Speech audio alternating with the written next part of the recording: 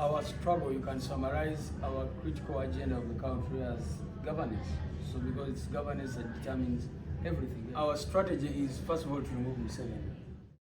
Governance, constitutionalism, the struggle to remove Museveni, the dictator. The judiciary, the legislature have been, turned into a mockery.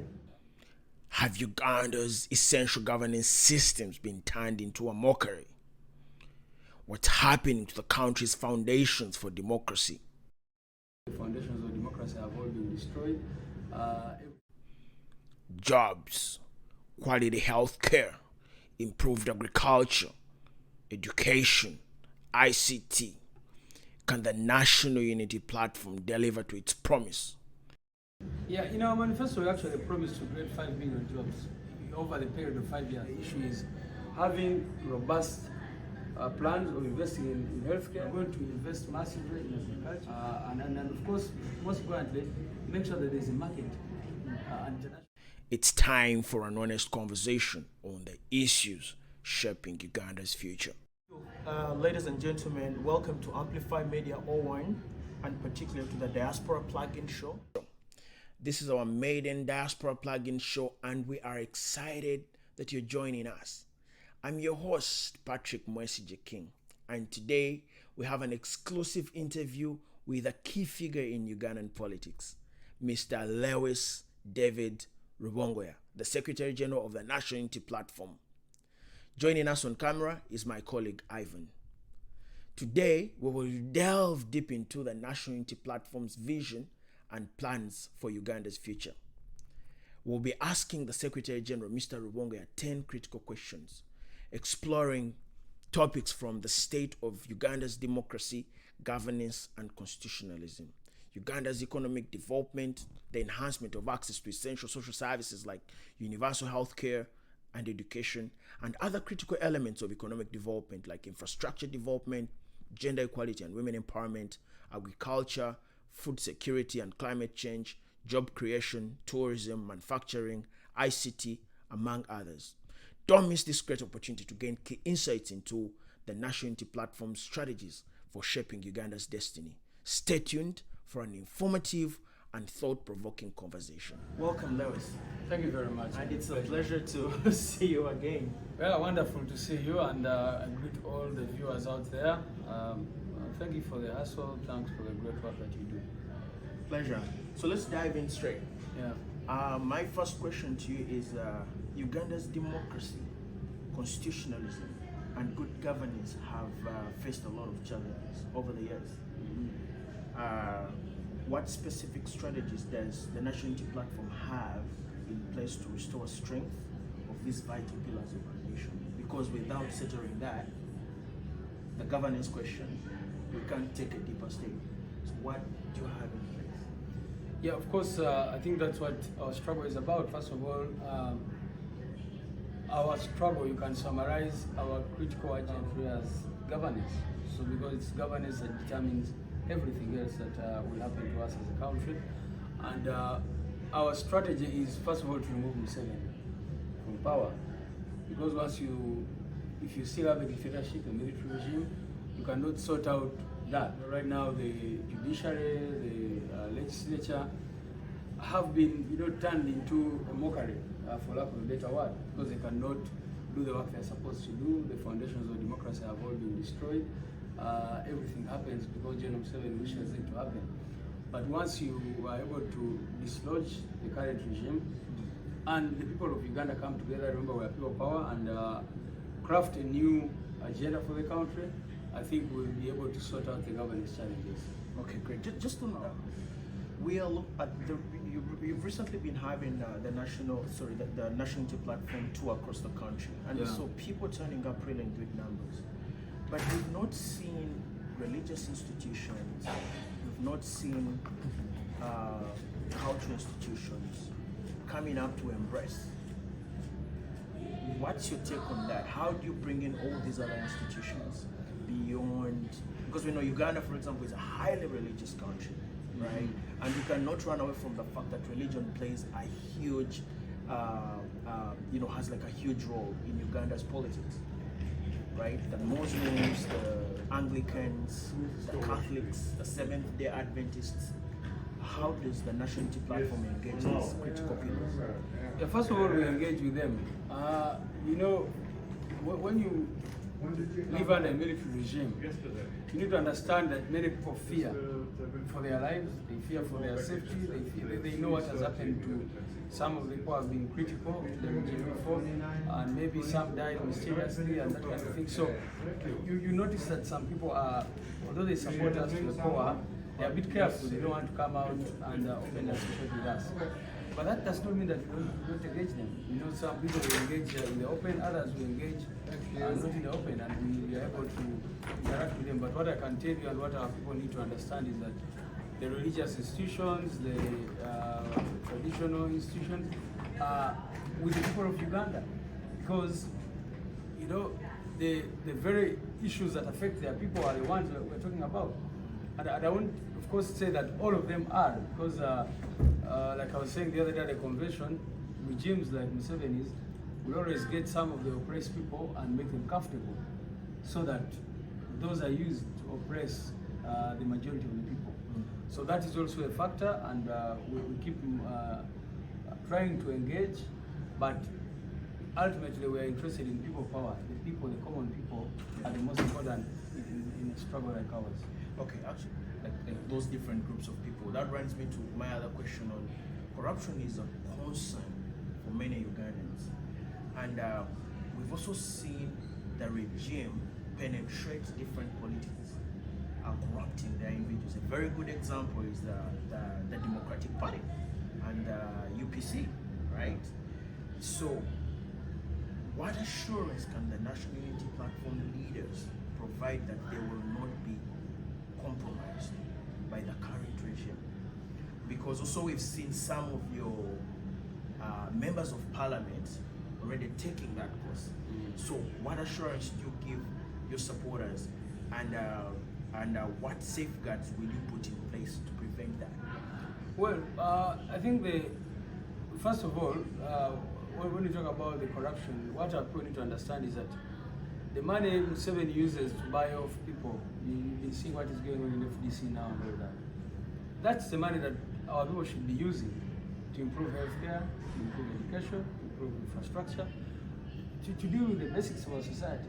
That is the money here in billions, which is going to buy off people and all that kind of thing. So we condemn it, but and I want our people to understand it. Just not think about Robert Mao being compromised.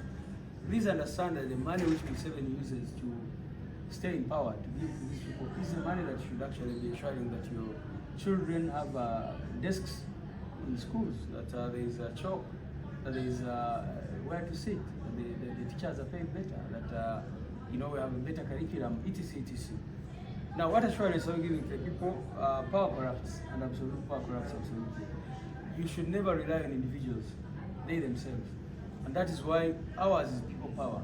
We want to be servant leaders, and I think that's what our president has been talking about. We have designed this movement around the people. Because if the people are in charge of this movement, there's no way leaders will sell out. So one of the things I encourage our people to do is to make sure that they are in charge of the people power movement and of the National Unity Platform. They should be the bosses at all times, such that even if the leader was to sell out, the people are the ones in charge. The people can be able to call this person to order. The people can. So essentially, the difference between what we're trying to do and what other people have done is to put people at the center of everything we're doing. Okay, thank you. Healthcare and education. And I have a question in that regard. Access to essential services like universal health coverage and education and other social-related kind of like issues is a priority to many Ugandans, right? Yeah. Every Ugandan parent dreams of taking their child to the best school, meeting all the school obligations and other things. So can you outline the National Unity Platform strategy for improving access to education, healthcare, and also ensuring that they are quality? There's one simple word called priorities or prioritization. That's a problem of our country. You see, if you get the resources that we have in our country and use them better, you certainly will have better healthcare, you start to have better education. The money which Museveni uses on the military, not to pay people, actually just to buy military equipment that we never get to use. The money that we lose, every year we spend over 3 trillion shillings on what they call classified expenditure. That's under EPDF, but even the State House says classified expenditure. The money we lose in corruption, our president was talking about it the other day, we lose over 10 trillion shillings in corruption every year. Imagine if you were able to get this money and invest it in healthcare and education. Our strategy, of course, is multi-pronged, and if you look at our agenda, our manifesto, it outlines that. But you need to first of all ensure that health services are as closest to the person as possible. You need to think about the doctor or healthcare provider and patient ratio in a country like Uganda. We need to ensure that our children are not moving 10 kilometers every day to find a school. We need to ensure that now the brain drain in Uganda. Uganda is a master of brain drain. Just see here in Canada, go to the US and see how many Ugandans, doctors who have left the country to look for greener pastures. So if we can pay them better, then they're able to pay our job. Do you think the problem is only on financing for both sectors? You as the party, beyond just investing in money into the sector, what other gaps in terms of structure do you see that you can, when you come in, when your leadership comes in, can quickly fix beyond just investing in money, beyond paying the, say for example, the medical workers better, the teachers better? But of course, I think most of the issues that we want to solve rotate around money and the funding of the sector. I'll give an example. We're talking about the problem of equipment, having no equipment in these hospitals. How will you get equipment there if you do not have money? We're talking about prevention vis-a-vis treatment. We want to be able to prevent these common diseases in the population. We need to make sure that people are sensitized about these diseases and how to avoid germs and how to protect themselves, etc. etc. So I think for me the issue is having robust plans in healthcare, getting experts to do their work, and to ensure that because at the end of the day we believe that if you have a productive population, if you have a healthy population, then you have a productive population. Yeah. So you guys have been here for the last 3 or so days, and you've seen so many Ugandans, young people in Canada. You've been moving to the US and all these different countries, and you're seeing that Ugandans that are receiving in those countries are young people. Yeah. So you and me agree that there's a lot of young people migrating from Uganda and going to these countries. According to Amplify Media, our different engagements with these young people is that they wouldn't want to come and withstand the coldness of these countries and the struggles we go through, but unemployment. So let's talk about unemployment. Let's talk about jobs. Yeah. I think if you ask every young person in Uganda right now, their problem is jobs. So job creation through tourism, manufacturing is essential for economic growth, and several other ways of creating jobs, ICT and others.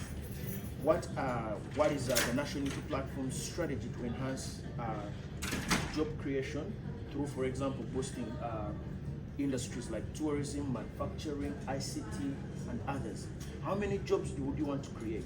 How are you going to create these jobs? How are you going to assure young people that when you get power, when you take over leadership, you're going to at least solve partly the unemployment problem? Yeah, in our manifesto, we actually promised to create 5 million jobs. For how long? Over the period of 5 years, in just one term. And that means your aim is to create 1 million jobs every year. But how do you do that? Everything goes back to what I talked about. Where are your priorities? You cannot talk about jobs if you do not have industries. If we are almost importing everything into our country instead of manufacturing many things that we have the potential to manufacture. We cannot talk about jobs where the tourism sector is where it is right now. There's human rights violations in our country because of insecurity, because of all these problems. You find that Uganda with its potential is not able to attract as many tourists as its competitors in the region. Look at a country like Kenya. Look at how much money Rwanda is getting out of mountain gorillas, even when we bet a much better position than Rwanda. We are talking about getting jobs. You just talk about ICT. You need to invest massively in technology, and all that requires, first of all, people with who understand what they're doing. And really, now the problem is that our country, the people who run our country, are still stuck in the 80s and 70s. Some of them, they are not thinking about the current generation. That is why up to now Facebook is blocked in Uganda. Museveni cannot figure out that many young people actually were getting jobs, were able to sell their stuff using Facebook, and now because of the blockade, everyone has to use VPN, and you know how many people fell off and no longer use internet because of that blockade, etc. So for me, the point and the most important thing to do is to invest massively in the people themselves and not in just in what they talk. Right, thank you.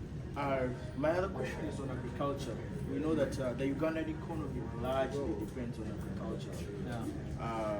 Most goes actually to 80%. 75 to 8%. Yeah. So agriculture and food security are critical for Uganda's economy. How does the national unity platform plan to support farmers, increase agriculture yields, and help them adapt to the effects of climate change, while also ensuring that they profit from their efforts? Yeah, again, our manifesto has a clear outline of what we want to do to agriculture. But for me, the critical thing, you see, and I hope the viewers can understand us and can understand when I say that all those problems rotate around where we are putting our money. If you have more than 78% of the people engaged in agriculture, just look at the budget that they put in agriculture vis-a-vis other sectors. You know, we need to put our money where people are. You need to have irrigation, proper irrigation systems in place in the country. And see a lot of land lying idle there simply because the people there are using hose to, do agriculture, to till the land in 2023. So why don't you invest and make sure that people are not just producing, are not engaged in agriculture for subsistence or survival, but for commercials and eventually export. So I think all that relates to where we spend our money. For me, and for any one of the things we said is that we are going to invest massively in agriculture, make sure that our people have fertilizers, make sure that there's irrigation, make sure there are feeder roads, people can be able to transport their produce, and of course, most importantly, make sure that there's a market, an international market readily available for what is produced in Uganda. And that, you have to do that through improving the quality of the produce. Of course, forging relationships with neighboring countries. We've been seeing what has been happening to Ugandan milk with regard to Kenya and all that kind of thing. So I think we can increase production, get market for this produce, and make sure that our people are able to benefit from their work. One of the other aspects is the cooperatives. You remember there was a cooperative movement previously which the current regime destroyed because they wanted to support the people. But if we're able to make sure that farmers can, for example, have collective bargaining in terms of the pricing for the commodities, and that the cooperatives can be able to get markets internationally for these people with the support of government, then you find that you're solving many problems. Of course, the question of unemployment, you'll be able to tackle it in that way, etc. Okay, still on agriculture, I would like to get your perspective on value addition. Yeah. Because it's something that I read in your 2021 manifesto, and I think you've really given a much better understanding in terms of what your plans are for agriculture. Do you think value addition is also going to be your priority when it comes to agriculture? Certainly, we use a lot of money by just, the few things we export them raw. Why should we prove it? And you can just do the quick math and see how much you just export 1 kilogram of coffee, and then you just imagine once it is processed, and then you find it in the supermarket how much you're going to be charged for it. So definitely value addition is a critical component, and we talk about it in our manifesto. Yeah. Great. So my next question is on climate change, right? This has become a huge global burden. Climate change is a global concern, and I would like to understand how the National Unity Platform plans to address environmental issues and promote sustainability in Uganda, including, of course, our stance on the international climate agreements that we've signed as Uganda. And we've also seen that the effects of climate change are eating deep on our economy. I mean, food insecurity in Karamoja, right? We've seen floods, we've seen, like here in Canada, for example, wildfires, for example. So, as the National Unity Platform, what is your strategy on climate change? Charity begins at home. We need, first of all, even before we go global environmental movement and the challenges that are going on, we need to make sure that back home we're able to protect the environment. Just go to Kampala and see how many swamps have been encroached on. I've never, but what are they doing? You just go everywhere. These people are connected. I've taken over the swamps, I've taken over the forests, I've taken over everything. They are putting their factories, apartments, and all that kind of thing. So I think the first thing is to ensure that we protect the environment. You know, I was the other day in Kasese seeing all these floods that have been going on in that area. But what is causing that? It is because of the encroachment on the mountainous areas which are not suitable for people to build houses and put dwellings and that kind of thing. But we've not seen you come out as the National Unity Platform really to like for example, look at rail. Yeah. Right? Right now, we see very powerful Ugandans who are encroaching on those. We have been talking about it. We've been talking about them. That's what I'm saying. People have been talking about, have been encroaching on wetlands everywhere, and we've been talking about it. But like I say, once you have the regime, Museveni and his group of people still in charge, so do you expect NEP to go and now start chasing those people from those wetlands with their guns and all that kind of thing?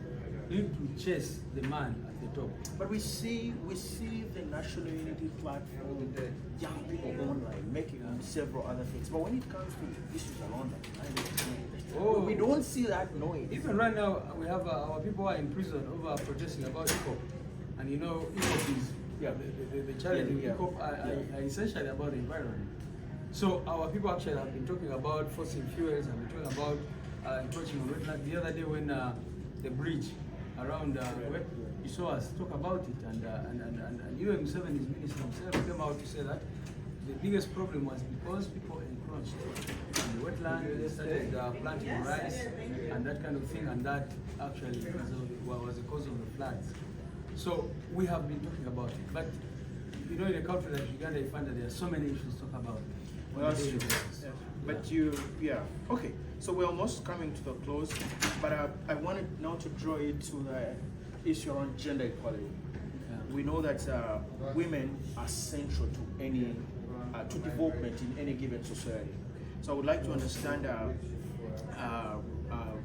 gender equality and women's empowerment are crucial for development, and what is National Unity Platform's policies and initiatives to advance gender equality in Uganda?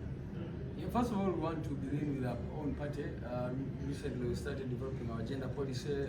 Last year, we developed a sexual harassment policy to speak of our commitment. In our current constitution, which awaits being gazetted, we have said that all positions within the party, at least our aim, we should shoot for 15% representation of women in positions within the party itself. But we don't see you doing that. But we've seen the National Unity Platform president is male, Secretary General is male, the Speaker of the party is male, the head of mobilization is male. But you're not talking about the position occupied by women. That's a challenge. No, I'm just showing you that top decision-making positions. Look at our deputy president. We've not talked about in the hierarchy of the party. Yeah. After the president, you have deputy president. You have deputy president in charge of Northern Uganda is female. Deputy president in charge of Western Uganda is female. My deputy SG is female. We have, of course, other leaders. Look at mobilization secretaries. The one in charge of Central of Uganda is a woman, Comrade Farida Nabatanzi. The one in charge of Western Uganda is Kabagambe, Julian. So I think you just need to do a little bit of... the speaker of KCCA who came with here is Mel Koyi. And so anyway, the point is that, and that was under even the previous arrangement, but now I've told you that we even put it in our own constitution to say that we should try as much as possible in terms of aspiration to try and have many women coming in. Okay, but this, how will we ensure that your involvement of women is not just tokenistic, that they are actually involved in decision making? So that's what I'm saying, that that you're not ticking the box like no, we don't want to tick the box. We want to make sure that all human beings, whether you're male, whether you're female, that you're on the decision making table and you can make decisions. Look at our youth. Desk, the one in charge of Eastern region is female, the one in charge of Uganda is female. You can see. And they are able to take decisions. This is not tokenistic. This is not just ticking the box. This is not just about making sure there are women there. It's something we are firmly committed to, ensuring that there is gender equality. But maybe to also go back to the question that you asked about the country, and I think you've just used the right one. We think that Museveni and his regime simply believe in tokenism.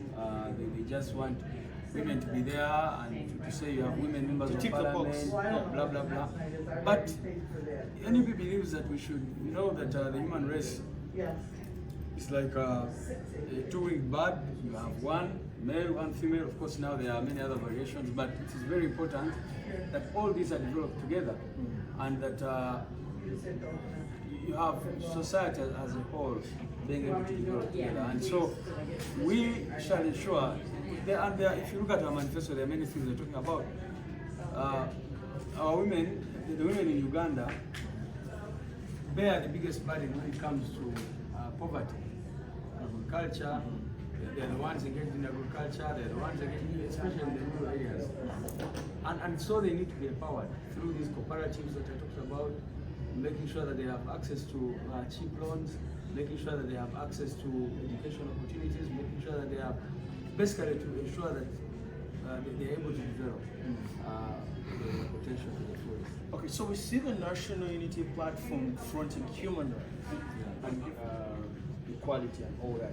What is the National Unity Platform's position on LGBT rights?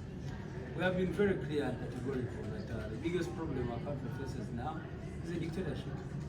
We want to be able to sit when Museveni and his people are out to discuss all these issues. You cannot be in a burning house. And so anyway, the biggest point has been, for us, has been, let's get this elephant out of the room and let's sit as the people of Uganda and decide. But our president has been clear and ourselves that we are not out there to harm anybody. We are not out there to use any group of people in the country as a pawn in the game of politics. We want the people of Uganda to be able to live free and be free. So we're about freedom, we're about equality, we're about human rights, we're about justice. So if you, to come 2026, if you, the National Unity Platform assumes power, will you bring down the anti-homosexuality act? Like I say, the people of Uganda, once Museveni is out of that seat, the people of Uganda will be able to sit and decide what is good for the country. We are a democratic society. You see, one of the things I believe is that, like these laws, whether it's in the US, here in Canada, wherever, right now in our country, we don't have a parliament, so to say. You have people who are just on orders from State House. Once we have the dictatorship out, the members of parliament will be able to think freely, to sit down and discuss, and people will come and make compelling arguments on one end and the other end, and then they will decide what is good for their country. All right. Thank you. Maybe my other question is, President Museveni's government is often accused of using tactics like impunity and divide and rule to weaken the opposition. Yeah. How will the National Unity Platform protect its members from such tactics and maintain party unity? Like I already said, that it's about people power, and our call on our people is to be very, very strong, to be very firm, and to I don't want us to misuse the word struggle. The word struggle means struggle. It means suffering. It means fighting. It means going through many challenges. But what helps us is the fortitude, is the courage, is the ability for us to stand together, family, etc. So that's what we want to do, and I encourage our people to remain united, to remain strong, because we are facing a huge monster called the military regime, and so the best thing we can do is to be firm, to be your brothers or sisters keeper in that sense. And so anyway, the point is that, and that was under even the previous amendment, but now I've told you that we even put it in our own constitution to say that we should try as much as possible in terms of aspiration to try and have many women coming in.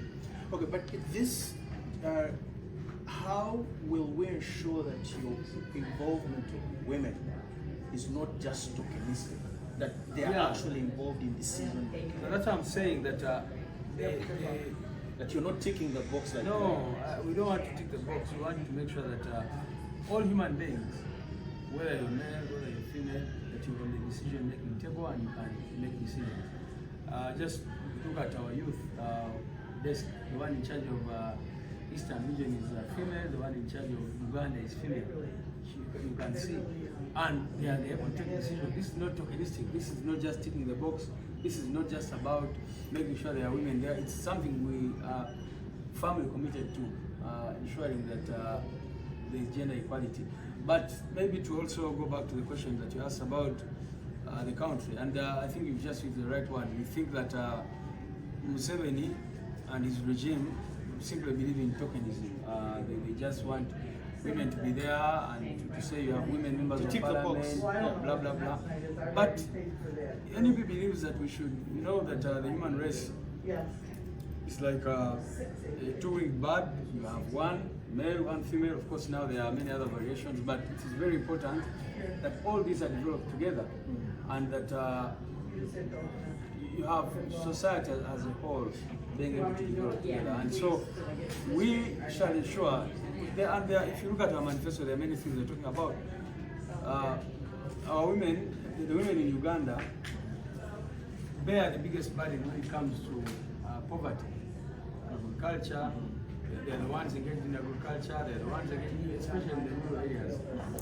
And so they need to be empowered through these cooperatives that I talked about, making sure that they have access to cheap loans, making sure that they have access to education opportunities, making sure that they have, basically to ensure that they're able to develop the potential to the fullest. Okay, so we see the National Unity Platform fronting human rights.